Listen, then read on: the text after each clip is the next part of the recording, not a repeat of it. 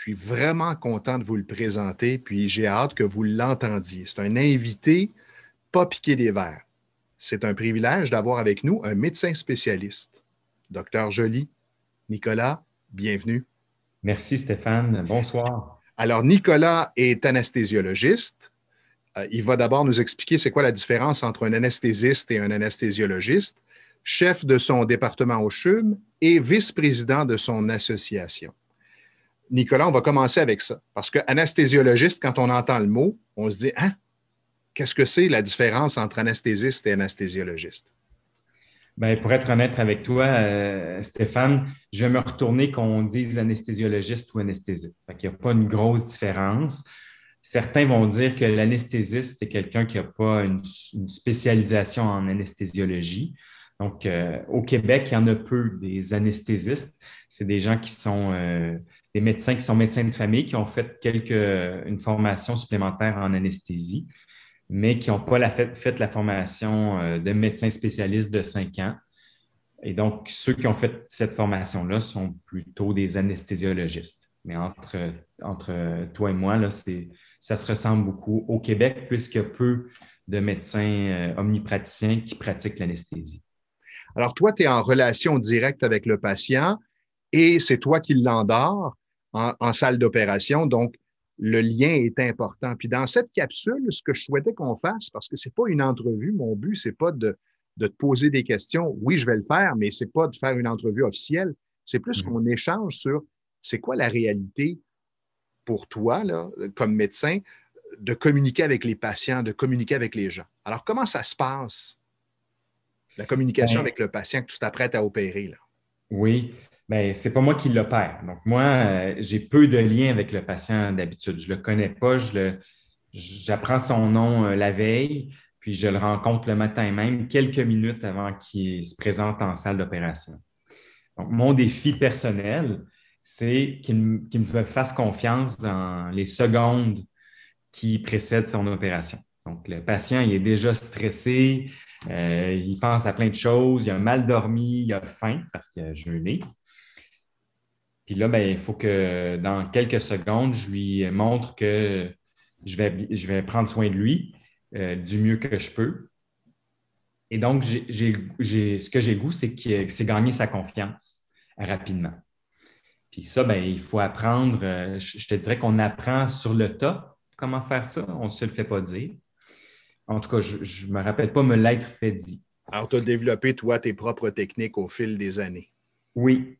Puis, mon feedback, c'est les infirmières, les préposés qui me voient, me- qui voient que je gagne la confiance des patients. En tout cas, j'ai l'impression que je la gagne rapidement. Peut-être que je me trompe.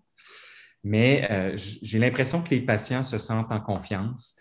Puis il y a beaucoup de choses, beaucoup d'indices que j'ai appris avec le temps.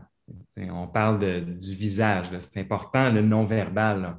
On le voit, le patient qui est stressé, puis il y a certains patients qui ont l'air tout calmes, mais là, on installe les signes vitaux, puis le pouls est à 110, c'est-à-dire qu'il est élevé, puis la pression est élevée. Fait que des gens qui cachent bien leur anxiété. Puis donc, le non-verbal parle moins, mais les signes vitaux, souvent, ça dit la vérité.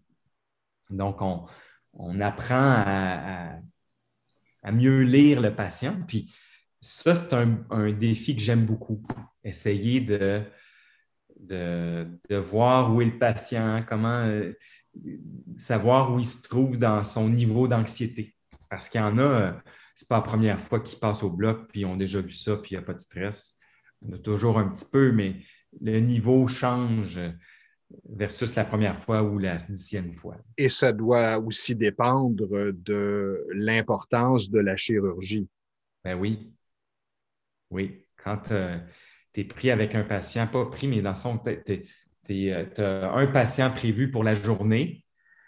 Pour lui, c'est une grosse opération, mais ça va m'arriver, par exemple, lors d'une opération à laquelle je pense en particulier, où j'essaie de rassurer le patient. Je lui dis, vous êtes notre seul patient aujourd'hui, mais l'opération, ça va être comme un long fleuve tranquille. On ne s'attend pas à rien de particulier. Fait que je leur dis, même pour vous, ce ne serait pas un gros défi pour moi aujourd'hui. J'essaie de leur dire que de les rassurer en leur disant que le défi n'est pas de mon côté, il est du côté du chirurgien. C'est quoi ta recette avec les années, la recette pour rassurer les gens, pour Oui. détecter l'anxiété? Oui. La détecter, j'avoue que je ne suis pas toujours très bon parce qu'il y a des gens qui la cachent bien. Par contre, moi, ce que j'essaie de faire le plus souvent, c'est de toucher souvent le bras. Je leur dis, ou l'épaule. Je leur dis, je vais bien prendre soin de vous. Puis je le dis sincèrement avec le regard, mais avec les mots aussi. Puis tout est j'allais dire le toucher parce que je leur dis ça avant qu'ils entrent dans la salle. Puis je ne le fais pas toujours, mais souvent, quand je m'apprête à endormir le patient, encore une fois, je touche au patient. Comme si je leur montrais que j'allais prendre soin d'eux pendant qu'ils s'endorment. Puis, je me rappelle, je faisais un projet de recherche quand j'étais résident et j'avais à rappeler les patients après l'opération, je pense 1 ou 2 jours plus tard. Puis, il y a une des patientes qui me dit, en tout cas, j'ai vraiment apprécié quand vous m'avez touché, quand je me suis endormi, ça m'a vraiment rassuré. Puis ça m'a donné le feedback, une rétroaction sur ce que je faisais. Puis c'est à partir de là que j'ai pris conscience que pour certains patients, en tout cas, peut-être pas pour tous les patients, c'est important de sentir le toucher. En plus de bien parler puis de bien communiquer. Et je pense que le toucher, c'est important. Est-ce qu'en temps de COVID, tu as eu à ajuster ton message? Oui, on a tous eu à le faire. Puis malheureusement, on a perdu des signes parce qu'avant, on voyait les patients, on voyait tout le patient, mais là, le patient a un masque jusqu'au dernier moment. Alors, on perd, il reste juste les yeux avec lesquels on peut détecter quelque chose. On perd une partie du visage. Sinon,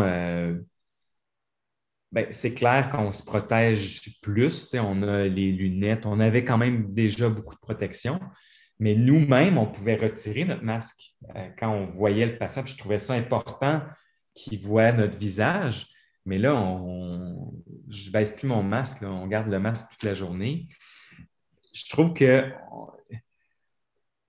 ne pourrait pas me reconnaître dans la rue. Là. OK.